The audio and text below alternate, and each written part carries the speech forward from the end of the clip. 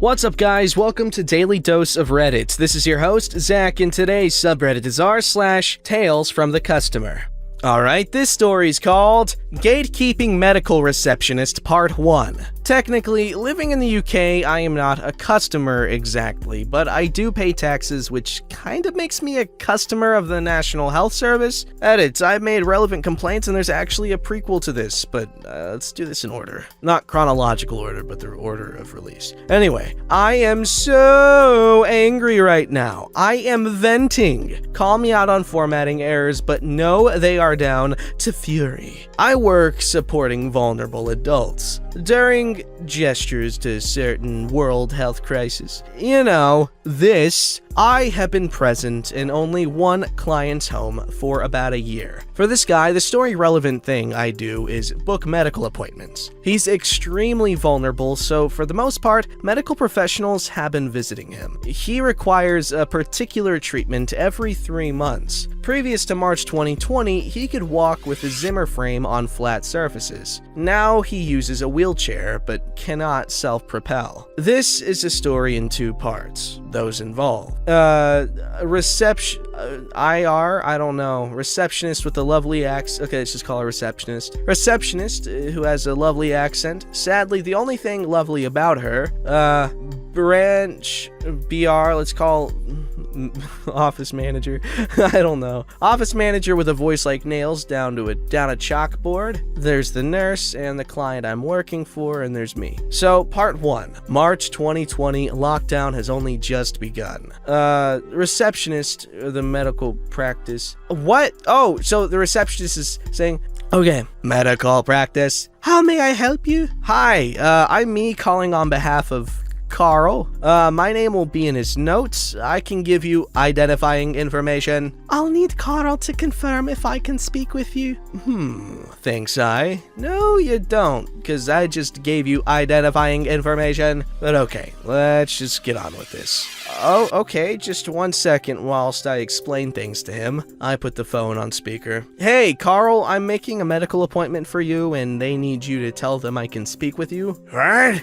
You remember treatment needs arranging? Yes. Okay, well, I'm talking to medical practice on the phone. Can you let them know that they can speak to me? How was last time, wasn't it? Best guess he meant he'd given extensive permissions previously. Yes. Could you do it again? What? To the receptionist. Could you check his notes? It should list me as someone you can arrange things with over the phone. I think you're going to need to come in and arrange that. Well, I can't at the moment because of lockdown. Could you just check Carl's records? I've given you identifying information, which means you can check that. I can't check that because you aren't the patient. Well, look, you don't have to tell me what it says, but could you open his records on the computer in front of you and read his notes about access? I'm going to check with the manager about this. We have to note potentially abusive situations. Okay. Mere moments pass on hold before receptionist returns. She sounds annoyed. You need to give me identifying information before I can do anything for Carl. Okay, here is identifying information.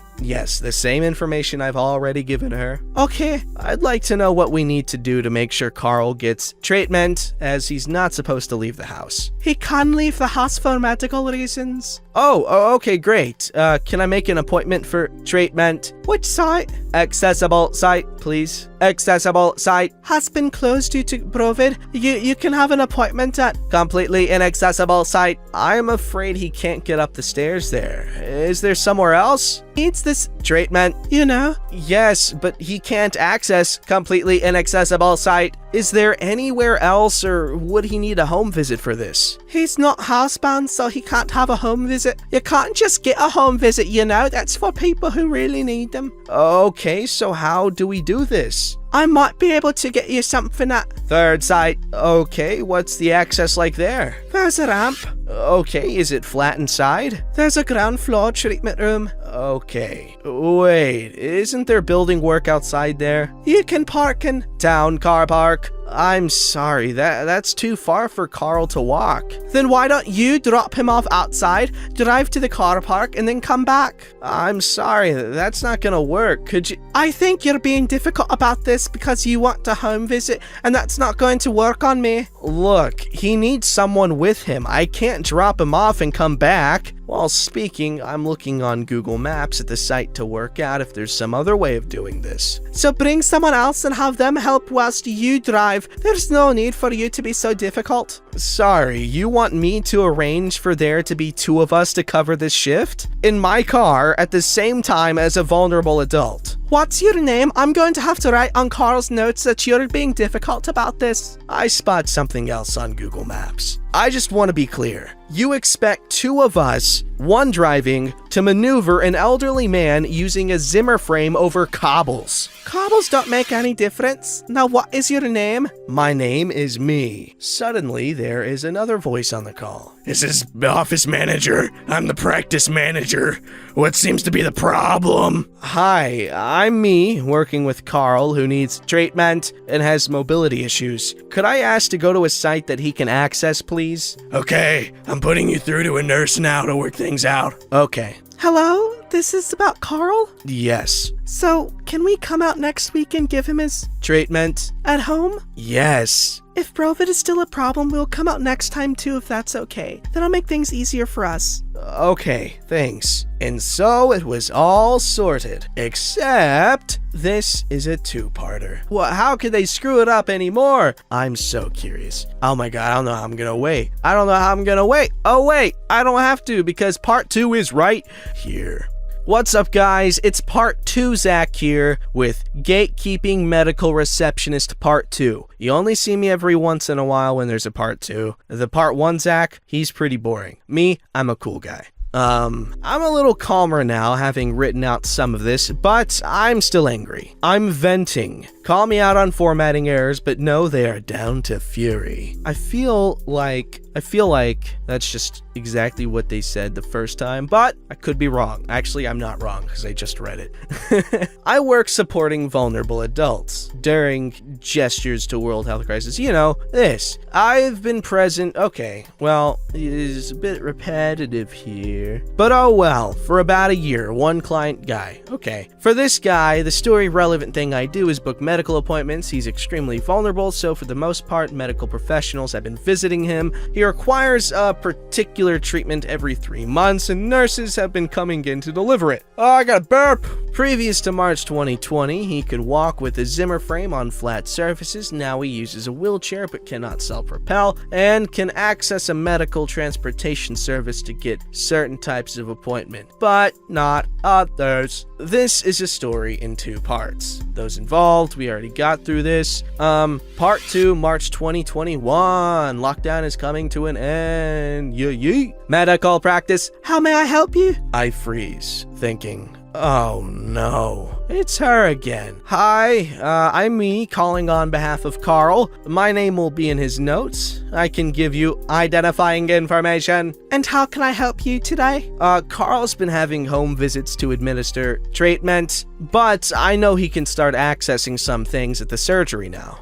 Should I make an appointment for a nurse to visit, or should he go to one of the surgeries? If he can get to a site, then he doesn't need home visits. Okay, even for treatment? Yes? Great, can I book an appointment for him? I can offer you an appointment at completely inaccessible site. Sense of deja vu intensifies. I'm sorry, he can't access that site. Before lockdown, he could get to accessible site, and accessible site is closed due to lockdown. You can't get there. You have to go to third site. Okay, I know there isn't a car park there. He'll be using transportation service. Will they be able to get him in? Of course they will. It's got a ramp. Yes, but it's a cobbled street. Is that gonna cause them any problems? You'd have to ask them that. Do you want this appointment or not? Carl needs this treatment. Not getting it arranged for him would be neglect. I swear she capitalized that word with her tone. Okay, thank you. So that's appointment at third site on that date? Yes, you'll need to write that down. Thank you. Bye now. I was pissed off after I put the phone down, but I had a cuppa and a biscuit with Carl, and then we got on with the day. The next day, however, Carl's phone rings, so we put it on speaker for him to answer with my help. Hi, this is medical practice for Carl. Hello? You've made an appointment at this time at Third Site. Have I? Hi, this is me, and I help Carl with appointments. He does have that appointment, yes. Can I ask how you're accessing the site? We have notes saying that Carl's in a wheelchair now. That's right. We'll be booking medical transport service a week beforehand. Just so you know, Third Site is on a cobbled street and medical transport service can't access it. Most patients with wheelchairs can only access it if they're self-propelling. Okay. So how do we get Carl his treatment? I think for this month we'll put you down for a home visit again, and then accessible site should be open again in June, which should be fine in a wheelchair. Okay, so I called to book this appointment and didn't request Third Site. I was told the cobbles wouldn't be a problem. Okay, well, now you know they are for wheelchairs, so you can clarify that in the future. Okay, sounds like it's over, doesn't it? Sounds like it's all sorted. No, it isn't, or I wouldn't be spitting feathers still. Today, the day of the appointment, Carl's phone rings. We put it on speaker. Hello, is that Carl? Yes? We have to cancel your nurse's appointment today. Oh, am I seeing the nurse today? We have to cancel the nurse today because you're not housebound anymore. Hi, this is me and I help Carl with appointments. Oh, do you? Yes, Carl needs treatment on a pretty tight schedule. So what do we need to do to make sure that happens? You should have booked an appointment at one of our sites. You can't just get home visits because you want them. So I originally booked an appointment, but the practice manager called to cancel it because Third Site is inaccessible to Carl. It is an accessible site. I don't know what accent I'm doing anymore. It's because Carl isn't self-propelling and needs medical transportation service that he can't get to Third Site because of the cobbles. The cobbles don't matter. Well, manager guy thinks they do, so could we still have the nurse come today? You can't just have home visits when you want them. They're for people who need them. Okay, manager person arranged this, so could you check whether Carl needs a home visit with her, and then I'll call back to rearrange if necessary? You're going to need to call back. Okay, then I will. Carl and I have another cuppa and I get out the chocolate buttons. They're supposed to be a treat for him, but to be quite honest, I took advantage of his liking to share. After lunch, the phone goes again. Hi, this is nurse. I'm a nurse with medical practice, and I was supposed to see you today for treatment. Could I ask why you've canceled? I do something really bad at this point. I don't give Carl a chance to autonomously answer. It just pours out of me. We didn't cancel. Carl needs this treatment. The receptionist keeps wanting us to go in because she thinks he doesn't need a home visit, but medical transport service won't take him to Third Site. Please, can we get this home visit, then try for accessible site next time? I didn't do the robo voice, I'm sorry. I'm actually sat outside in the car. Is it okay if I come in with treatment? No? Yes! Carl had his treatment, and nurse was most interested in what the receptionist had said to me. Apparently, receptionist had called nurse to cancel while she was out on her home visits and had already got treatment with her. Nurse said that manager person, lady, guy, might call me to clarify what had happened, but that she thinks receptionist is skating on thin ice. She didn't say why, but I can imagine. Wow, nurse lady's a big old jerkhead. She tried so hard to not nurse lady, receptionist. Nurse is a sweetheart. The receptionist lady's a big old jerkhead brain, and she was just trying to freaking use any little bit of power she had, any bit of pull she had to just ruin someone's day for no reason. She's a dummy head.